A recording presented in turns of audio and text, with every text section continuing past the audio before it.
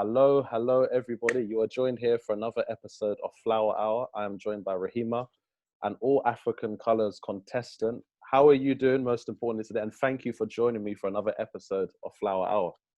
Thank you for having me. I'm very good. How are you? I'm good. You know, I've got my tea here. It's a pomegranate herbal tea. So I'm just getting ready for what is going to unfold.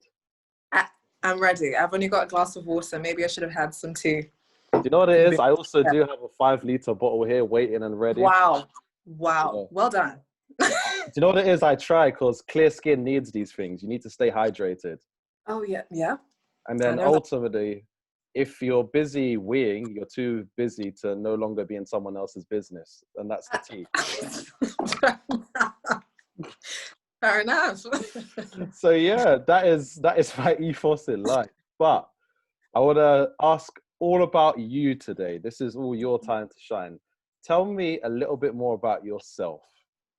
So me, I'm Rehema Mathamia, but I go by Remy because my name is quite difficult for most people to pronounce. I'm originally from London. Ethnically, my heritage is from Kenya, born and raised in the UK. That's me. And just how important has your Kenyan culture been to being who you are today?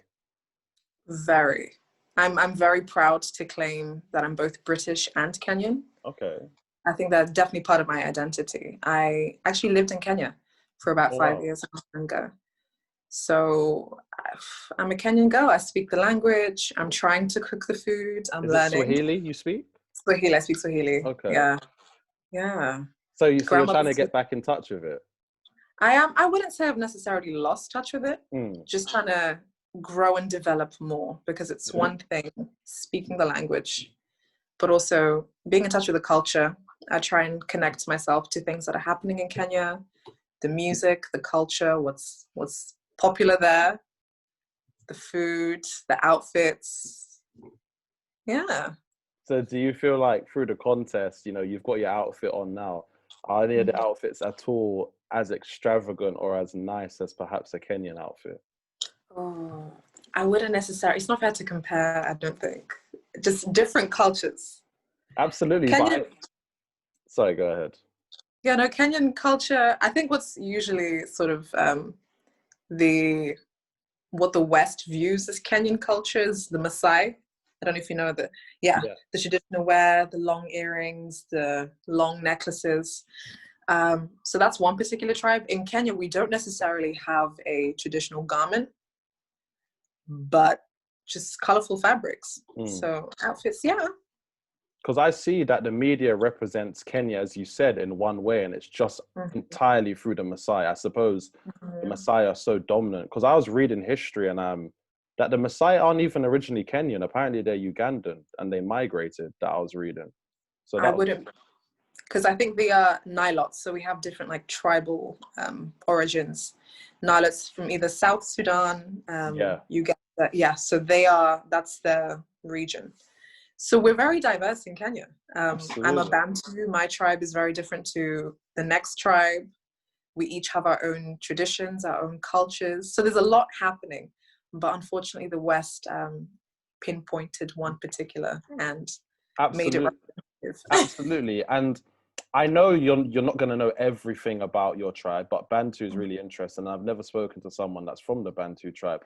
Could you tell me a little bit more about the tribe? And I suppose it's an opportunity for us to hear about a different tribe compared to, you know, just the Maasai. Tell me a little bit more about your tribe. So my tribe is the Meru tribe, but we are of the Bantu people. So Bantu people are a lot of people from Eastern and Southern Africa. So South Africa, Zimbabwe. So my tribe, the Meru, we are the herders. Live in not too far from the mountains, the cattle rearers. We say Ushago, so that's like the Shamba, the bush people. I don't want to necessarily call it that. But we're more from the rural areas. We rear the land. My grandmother tells me stories about how she used to go work on the land before and after school. Yeah. They owned tea farms. So yeah, we're not city people. And so you said, you know, you came to London. Do you remember what life was like back home compared to when you came to London. And I ask a lot of people these questions because city life is completely different to a rural life. You know, the pressures that sometimes one may face in the city is not as is quite different to the ones may face, you know, in a rural area. Do you remember that kind of difference? So I was actually born in London Okay. and only moved to Kenya when I was about 3 or 4. Okay. Lived there for 2 years, but that was in the city of Nairobi. So I myself haven't actually encountered a life living in the village necessarily. But having gone to see where my family are from, it's really quite a stark contrast between the two. I think, I don't want to call them village people, but people from more rural areas. Yeah. I think are very independent, very strong, empowered people. I think the idea of like living off the fat of the land is a great honor for them. So when I see like my relatives and the lives that they build for themselves, there's a lot of pride and richness in their home heritage and their culture. So having experienced that and comparing it to my upbringing in a city, very different. Very, very different. No, I could absolutely imagine. It must be almost two parallel contradiction, but in some senses, some similar worlds. You said to me that your friends would describe you as mysterious, unpredictable. And I also said that the minute that you came on, I found you to be quite confident and quite assured in yourself. Why do you think your friends would describe you as mysterious and unpredictable? I'm mysterious. I have a habit, I'd say, of just keeping things to myself and then just springing them up on my friends. I like to do, what is it, these sentence, real G's move in silence. I do things on the low, keep them quiet and to myself. And then when it's necessary, I'll let you know what's happening. So that's why they'd call me mysterious. Unpredictable. You just never know what I'm going to do, honestly. I will up and move to Sweden for a year like I did. Oh, you did? I did. I lived in Sweden for 1 year. Because I know there's a big East African population out in Sweden. There's actually a lot of Kenyans in Scandinavia. Yeah. Why did you just up and move to Sweden? Like, I didn't even know that. So you got to tell me more. Yeah, so it was a year abroad. So I had just transferred from one uni to another. And within weeks, they sent out like a newsletter saying, you know, if you want to study abroad for a year, sign up, register your interest, and then we'll see what happens. And I was just like, I know no one at this uni. I'm going to move to Sweden next year. So from nowhere, I applied and I went to live, in the south of Sweden, not far from Denmark. And where did you stay in Sweden? And what was it like being in Sweden? Because my friend lived in Sweden and then worked in Denmark. He was playing American football. And he said to me that his experience was, they said people were nice. And it was such a shock for him because he used to buy bottled water. But his housemates used to tell him, our water's so clean, you can drink from the taps. It's not like London, you know? No, I haven't experienced that. So tell me, what was it like growing up, being for that year in Sweden? It was an adventure, to say the least. From the beginning, all the way in the middle and up until the end. I loved it. Honestly, it was very cold. I won't lie. Winters were very long. From about September till February. Yeah. A lot of darkness, a lot of darkness, but the people were great. I met people from all over the world. I was able to travel all over Europe, and actually where I was living in Sweden, a place called Lund, was half an hour on the train into Copenhagen. So I was in Copenhagen quite a bit. So I think that might be similar to your friend. So were the people, were they quite friendly? Because I've heard I was reading some comments, why Sweden has dealt so well with COVID. And one of the comments was, in Sweden, we've dealt so well with COVID because we're tired of 2 meters distancing. We want to go back to 5 meter distancing. And that made me laugh because I couldn't understand it. So perhaps could you shed some light for me? I can. Swedes are honestly such nice people. I didn't meet one. I mean, obviously that could be me just generalizing an entire nation. but the people that I met was so nice. But they are very independent, let's say that. One of the first few lessons we had as exchange students arriving in Sweden was like a crash course into the Swedish people. Swedish people are very antisocial initially. They like to keep within themselves, be very individualistic. Okay. But once you get to know them, they open up like all the way. And it's about building rapport. So it's not like the Americans where people are very open. Praise. I'm so here. friendly I'm not off the going bat. anywhere. None like that. And it's not the British. We're sort of in the middle where we have a stiff upper lip. We keep to ourselves. Then I think Sweden's on the other end of the spectrum. Okay. Yeah. Because I thought London was bad, or the UK, because no, I should only focus on London, because in London, you know, you have the unwritten rules of you don't look at anyone on the train, you don't talk to people you don't know. So it's quite interesting to just hear that that dynamic. You told me as well that you went on to study a master's in genetics. Now that's massive. So essentially, one may call you a scientist. Tell me all about your degree, and tell me, what was it like to finally, get a master's in genetics? Because that's quite big. So go back to the beginning. Initially, I wanted to be a doctor. Okay. With an African household, either doctor, lawyer, engineer, and my pick was doctor. So that was my beginning. And then I somehow found myself going to biomedical science. And then I quickly realized I don't like the lab. So I had to find a quick exit strategy and found myself in genetics, which I think eventually made sense because I'm interested in how people become the way that they are. So I think if it's not psychology, understanding the mind, genetics is the next thing in terms of biologically, like how have you become the way that you have become? So my degree was, I will not lie here, it was a very difficult degree. It was. I could only imagine, because I'm a social scientist, and that's a joke in itself. Apparently, we're the least respected scientists out of everyone. And I'm like, I don't think I could do a job like perhaps like something that you do. No, genetics, it's so interesting. You're just going into, it almost feels like the building blocks of life, going all the way down into the understanding of DNA and how your genes just reflect the person that you become physically, mentally. There's a branch called epigenetics that I'm very interested in. And it's just how influencing factors, so your environment, can change your DNA. Yes. Which is just incredible to me. So I enjoyed my degree to go all the way up until a master's level. I am now done with that. My family are trying to get me to do a PhD. I was about to ask you about the PhD. No, I'm okay. So you could have been a doctor, model, and added so much other stuff to your roster. I know. Maybe.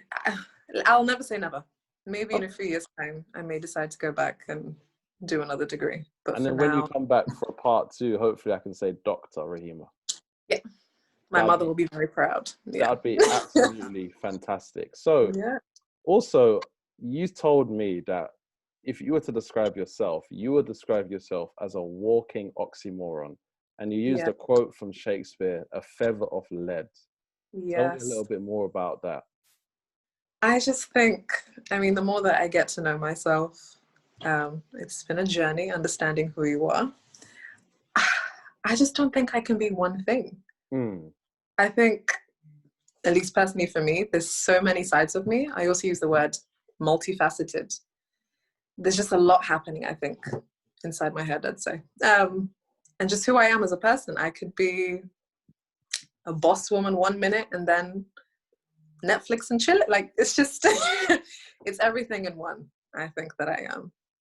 And is it that sense of multifaceted and I suppose being multi-layered as well that has encouraged you to apply for this competition? Because you've got a master's, some would argue that your life is already set, it's already made out for you, you just need to get a job. Why choose this competition then when your life is pretty much set in some aspects? Right. I think for me, it'd be more of why not rather than why. I'd like to dip my finger into many different pots, try different experiences. And this is a new experience, and it's one like no other. This particular heat is so different to the other heats in Miss England. And just what it represents is what I think that I represent. So I just thought, why not? There's so much that can be done with this. This is paving a way for so many young women of color, Black and minority ethnic women, and just the places that this could go.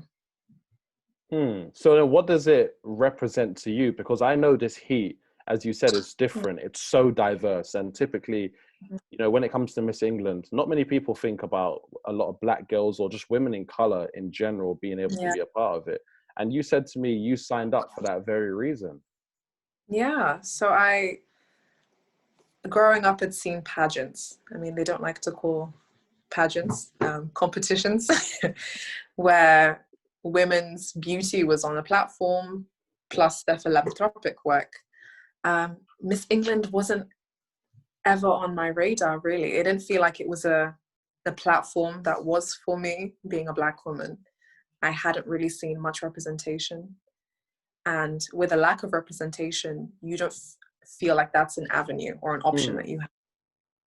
So with this competition coming along, and I mean, also having seen the previous winners for Miss World last year, the winner of Miss Universe, there was a lot of, I'd say, hype that came along with it. It was so much representation. I just thought, okay, there's a shift happening right now.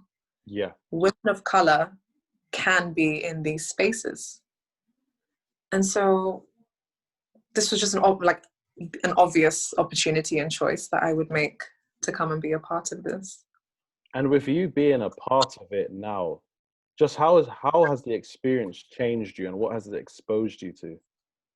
Oh, wow. How has it changed me? It's really made me put myself out there a lot more. I don't think this has made me go outside of my comfort zone. Definitely out of my comfort zone. I'd say I'm an adventurous person, but this is really going on a platform where other people can see you. Like, I'm on the spotlight, and on a weekly basis, I'm speaking with different women all over this country that are on the same journey, and we are trying to represent change and something new. And so I think I've grown. I think I've definitely grown in this journey, and it's also helped me to look inward and really, I wouldn't say question my identity, but just be more aware of my identity as a Black woman in this competition, but not just in the competition, but as a British Black woman too, because of what the competition represents. So then what does it mean to be a Black British woman to you then, in that That very is breath? That is a question that I'm still trying to understand. For me, it's understanding that you can be more than one thing. I'm not just a Black woman. I'm also British, because by being born here and raised here, I have been raised in a particular culture. Say if I were to go back to Kenya, I'm Kenyan, but I don't necessarily understand all the customs and the way of life there. This is home. So it's understanding that although when I tick a box, it's Black African, I'm also British. So there's a lot more to me and what I'm understanding in that. And I think it's a journey and a process that I don't think it will ever end, really. I think it's pertinent that you said that, because whenever we think of the British identity, usually we reserve the British identity, in my head, for those who are not white, but they're not born somewhere else. They're pretty much born in the UK. And sometimes that can be quite hard to manage, because do you ever feel like you belong, but at the same time you don't belong? Like, you know, for example, you've seen with what happened with the Sainsbury's, all their racists, you know, the comments were going crazy. You saw Black History Month when supermarkets jumped on it and said they were supporting. The comments were crazy. So have you ever not felt British when you see some of those responses to what we believe is morally right and socially right to support Black lives? Yeah, I think actually speaking about the recent Sainsbury's issue, At times it almost feels like a slap in the face, because I'm very proud to be British. This is my home. Mm. But at the same time, there are some people that don't necessarily believe that people that look like myself or you should be here. And so when that is not even, it's put in your face, and you see people's comments and you get an insight into people's psyche, it's not even shocking because you understand it exists, but it's uncomfortable. Just a very uncomfortable feeling, knowing that, am I really accepted here? Mm.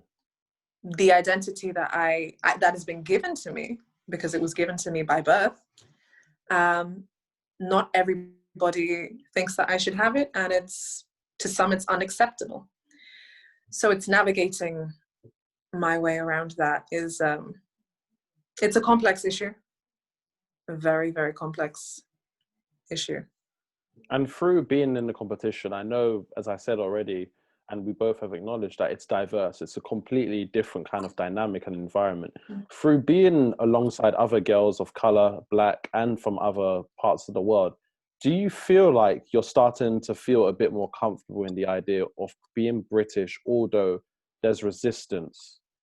No, I am. I think it was almost an acceptance by Miss England having this heat, saying that you are meant to be here. And just seeing representation of women from all over the world. We have women from Jamaica, Nigeria, Kenya, and all coming together to represent the culture and the country that we live in, I think is generally so beautiful. Where else in the world would you have women from really across the globe all sharing an identity and being proud of that identity? There's a lot of pride in it, and it's a great thing to see. It really is. I could imagine, I suppose in some aspects it would be heartwarming and quite endearing, because when I saw the individuals, I was like, this is quite nice. I've never seen this. When I think about Miss England, I don't know much anyway, but what comes to mind is white, blonde, blue haired, maybe a brunette somewhere, maybe a ginger. That might be quite rare. I'm not too sure. And then that leads me on to the other topic. We're in November now, but previously last month, it was Black History Month. And in spite of everything that had happened with the George Floyd, and then you had COVID, how did you feel about Black History Month? And what does Black History Month mean to you personally? I think this year, Black History Month, I don't want to say unfortunately, it was slightly dampened down compared to other years, only because we'd spent 6 months really educating ourselves, being riled up about a lot of injustices happening, not only in the States, but here too. And so I think from the people around me, the fellow Black people, last month there was less celebration. It almost felt like a mourning for lives that had been lost and ruminating on injustices that we're facing rather than celebrating our culture. But for me, I took it as a time to really understand Black history from my homeland, actually, because a lot of the time I think Black History Month is American history. Sometimes a bit of Black British history, but we don't ever actually talk of, quote unquote, the motherland. Yes. And so for me last month, I really made it a thing where I read books, some articles, asked my elder family members about Kenyan heritage and what being Black Kenyan really meant. So what is it, and what was their answer when you asked them, what did it mean to be a Black Kenyan? Strength. Okay. A lot of strength, a lot of overcoming things that happened. Hard work, pride, a lot of pride, very proud. My family are very proud to come from where they come from, accepting trials and tribulations of the past, and I think also are looking forward to what could come in the future. Yeah. And how do you feel for your future as a Black woman? But I suppose in some senses, you spoke about change. You represent change. You're speaking to so many different women all across, the UK through this competition and more. How do you deal with that pressure? Because it's not easy. You've got a lot on your shoulders.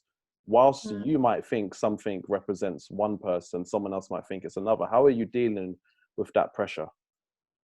I think it's just living in my own truth. I only really speak for myself. I don't think it's fair to allow one person to speak for all. Yeah, I agree.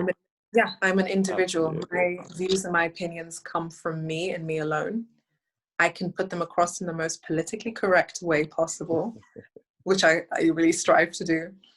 But just understanding I can only be me. Yeah. And being the best me I can be and allowing grace for myself to be that. And I suppose authenticity is a key word there. Mm-hmm. And how do you practice authenticity? Because for some people I know, they struggle to be themselves. In a world that asks you to be someone else, it's hard to be who you really are, I suppose, when you've got different ideas of what you should be, what you can be, what you would be, coming from everyone, and even probably from your inner self. So how do you practice your idea of authenticity to be authentic to yourself? Wow. I think actually that's rooted in my faith, because I'm a Christian. And in the Bible, it says, you are there's only one you. You are unique. So I understand that as much as there's a lot of societal and social pressures to maybe be a particular way, act a particular way, I am only ever me. I am created to be me. And so that's me. And yeah, I mean, I wouldn't want to be anything other than myself. I'm created the way that I've been created. Because I grew up Christian, and I always remember my family always said you should be in the world but not of the world. Is that something you resonate with?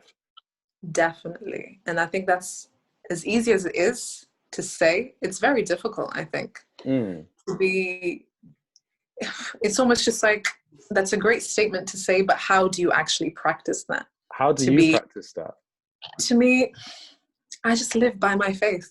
And again, it does sound pretty just nonchalant, quite easy, but it's not an easy thing, and it's something you have to practice on a daily basis, and understand that we're all individuals. Just live your life of truth. And so I practiced my life through a faith-based way, and I'm just doing the best I can. Well, Christianity, I grew up Christian, and I say this to a lot of people. As much as I'm not Christian anymore and I don't necessarily subscribe to the idea of religion, I find that the morals and the values that I still practice, maybe in some senses they're Christian, or maybe there's something I've always had, but I'm thankful for the lessons and the morals and the values that I was able to pick up from the church, because I'm sure, as we know, to a Black African and a Black Caribbean home, faith it's everything. It's the foundation. How important has Christianity been to being who you are today? And when it comes to things in the world perhaps that are not Christian per se, how do you manage that fine line? Because I know for some people, whenever I think of Letitia Wright, for example, she said she wouldn't do certain roles in acting because it went against her Christianity. And I know a lot of other people in the entertainment and the beauty industry, they refuse to do certain things because of their religion. Have you ever faced that? And have you had to stay true to your religious values? Oh, wow.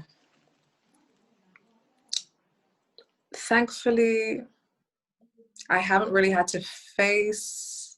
No, actually, no, I have. I definitely have, actually, in university.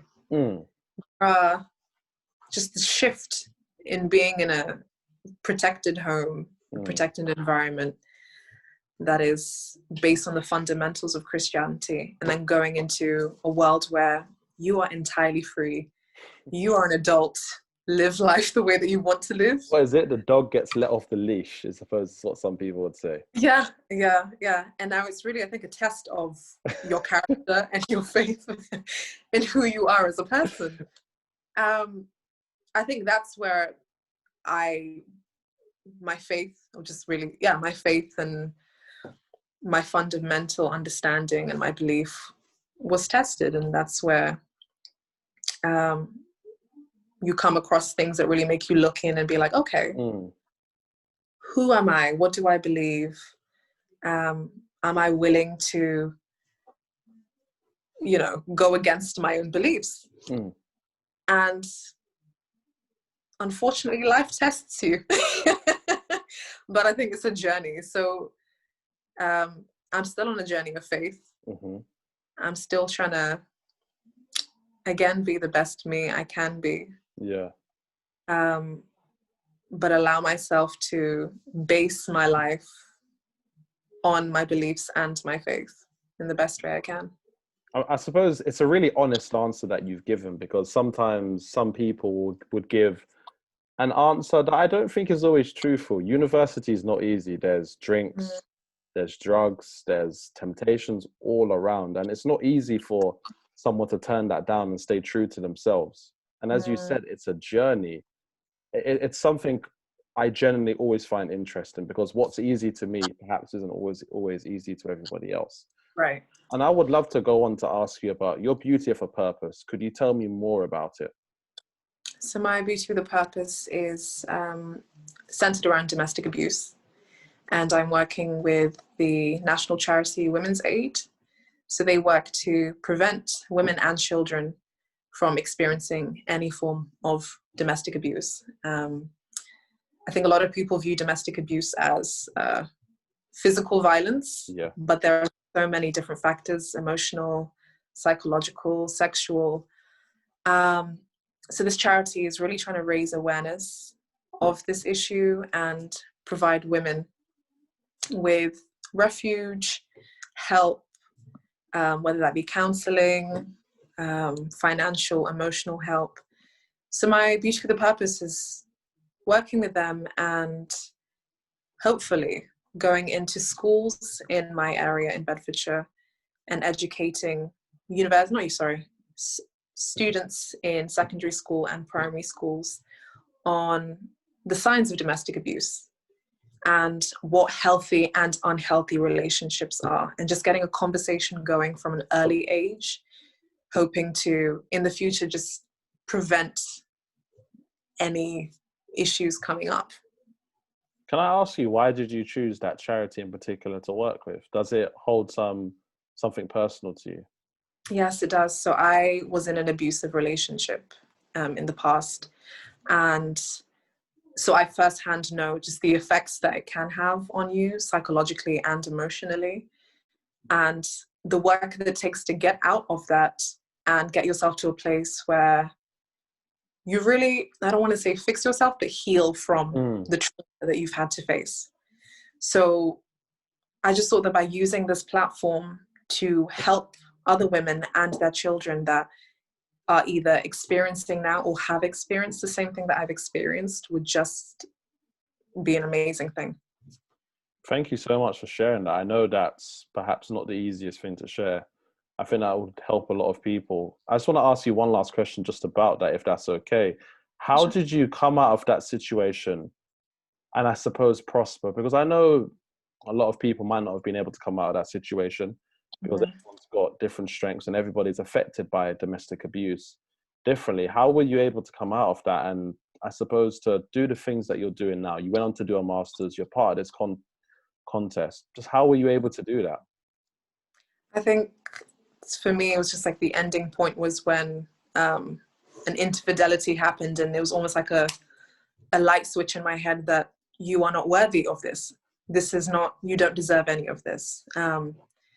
I think sometimes in abusive relationships, you convince yourself, and there's a lot of self-talk and justification as to why you should remain in that situation. But my ending point was just, there is more to life than this. This is not right. So having gotten out of that situation and a lot of soul searching was necessary for me to understand why did that even happen in the first place. Because I think a lot of people don't like to say that, there are also core beliefs within yourself that allow you to get into situations like that.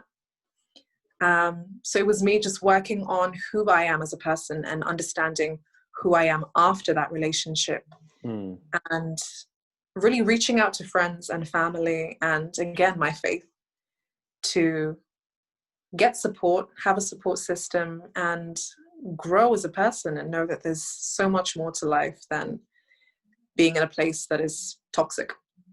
And through that, I suppose you've come out on the other end stronger, thankfully. So I can't imagine that journey would have been easy at all. And I suppose it's something you're still going on now. And that explains why you chose to work with Women's Aid. So you said it's about teaching young girls and boys about healthy relationships. What does a healthy relationship look like? Because in my past, when I've been with individuals, what I think is healthy might not always be healthy to someone else. And I realized this from when I grew up. My mum's definition of something, looking back at it now, was like, Sean, that's a behavior that you need to change for your own sake and for everybody else around you. So I'd love to know, perhaps, what is your definition or the organization's definition of a healthy relationship? So I'd say my definition would be, people like to talk about communication, but open communication. I think that's definitely where it starts. What's the difference between communication and open communication? You can communicate with anybody. We're communicating now. Communication is just an exchange of words, not even words, of body language. It's an exchange of being with someone else. Okay. Open communication is opening yourself up, being transparent about what you like, what you dislike, what your hopes, your dreams are. Respect, I think, is definitely a big part of open communication, and just by itself. Respect, honestly, open communication and respect, I think, would be the two. Anything else is not secondary, but can be built upon those two bases or foundations. And why do you feel perhaps a lot of relationships between boys and girls, or even adults, why do you feel like they're lacking? Or do you feel like they're lacking, actually? I think they are, because we don't really ever teach ourselves about relationships. As humans, we're relational beings, so we want to be in relationship with other people, whether that's, romantic, platonic, either way, your colleague. So we're in relationship all the time and we yearn for it, but we don't have an understanding of what it is and how we can work and grow. So we educate ourselves on finances, on Netflix, there's a lot of things that we expose ourselves to and have an understanding of, but we don't have an understanding of what it takes to have a successful relationship. And I think that's where it ties into me wanting to go into schools and speak to kids to really get the conversation happening. Just what does it look like to come and bring yourself to be in a great place where relationship is healthy, and show up in the most transparent and healthy way possible. And just how important has your work been? Just how have you seen it transform children's lives or people's lives you've been able to interact with? So unfortunately, because of COVID, right now it's very difficult to go in and start things up. But I think on a more personal level, where I'm starting from home before going in and, outside of lockdown, I have younger siblings and I have many younger cousins, but I'm very open about my experiences, and I really strive by being the eldest, just opening communication and having discussions with them about what feels right, what doesn't feel right, what boundaries are okay, are not okay. And, the same way they say charity begins at home, developing relationships begins at home. To then go outside into the world and show up in the best way that you can. charity begins at home is a saying I have heard for my entire life. And my mum she reinforced it like it was tonic.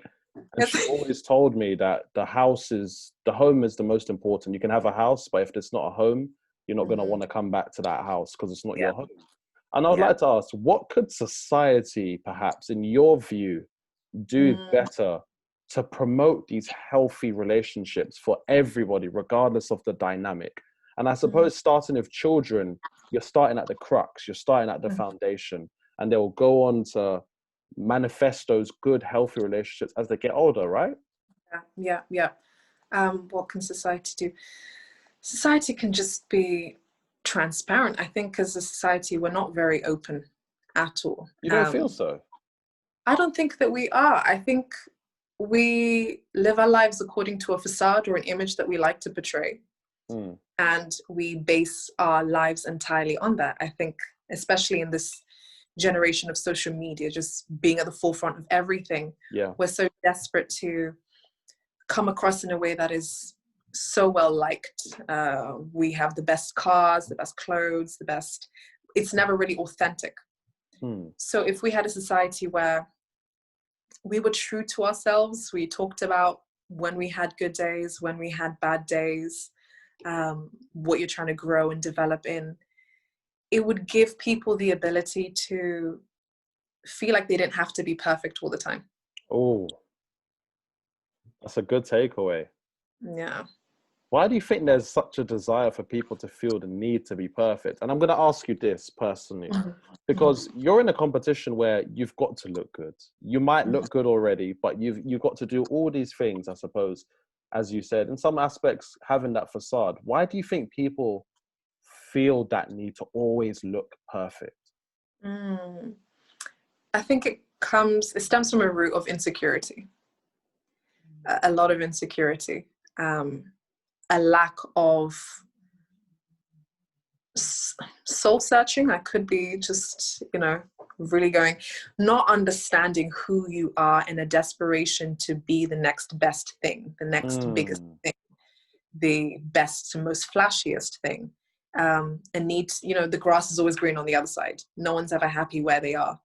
And so you're striving to be this image that is not of you in an escape to get away from who you are as a person. Okay. So, yeah, I think it's understandable, but it's also not healthy. Okay.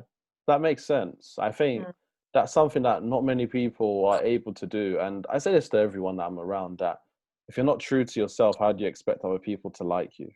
Exactly. It's quite simple. I think throughout this, you've been quite true to who you are. You've been quite honest with me. And I always ask this as almost like a final question. If you had a magic wand, what would you do to change the world? And how would you go about changing it? Oh, wow. It can be absolutely anything. Absolutely anything. That's a great question. I think that's the next post that I need to have on the MISS AAC Instagram page. see, as you see, I'm just dropping inspiration. Nuggets, little nuggets. Well prepared. If there was something that I would change. This could sound shallow, but I'll go along with the authenticity. I would change people just feeling like they had to be anything other than themselves. Sticking true to who you are, because there's beauty in difference. Yeah. We don't all have to be, there's not a monolith. We're not all one, Yes. We are individuals. So just people feeling like they can live in their truth. That's what I would change. And through you living in your truth, what advice would you give to the young girls out there that ultimately you're going to inspire by just even being a part of this contest? And even if you go on to win, either way, you're going to be a role model. What would be your takeaways for them from this? For them, oh, that's a great question. Takeaway. Life is a journey.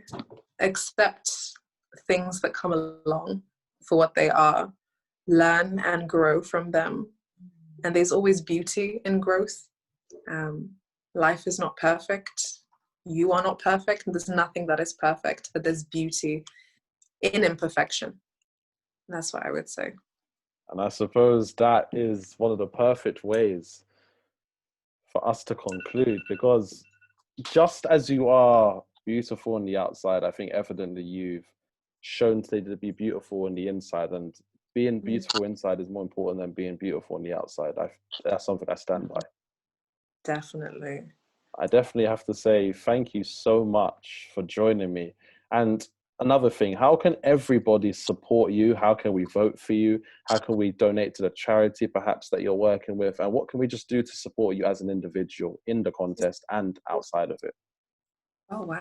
In the contest, you can vote for me on the Miss England website. I'm just going to be dropping her link in my bio with the podcast, so you can't miss it. Please. You text Miss AAC07 to, put the link there. I can't remember the number. Don't worry, I'll put I'm the not link. voting for myself. Don't worry, I'll put the link for you. Voting for myself. And also you can support by going and following Women's Aid on all their social media platforms. I'll put a link in my Instagram, which is @itsreme. It's very long. Don't worry, I'll link you all up. Everything is linked. Follow the link in my bio and go support and sign up to be a campaign champion for Women's Aid and get the conversation going. Thank you so much for giving me the opportunity to speak to you as a contestant. I can only hope and pray with everyone, if they vote for you, that you'll go on to win as well. I think you'd make a great champion. Thank you so much. Thanks for having me. It's been a great conversation. Anytime. I'm really thankful. I'll speak to you soon. Thanks. Bye. Bye.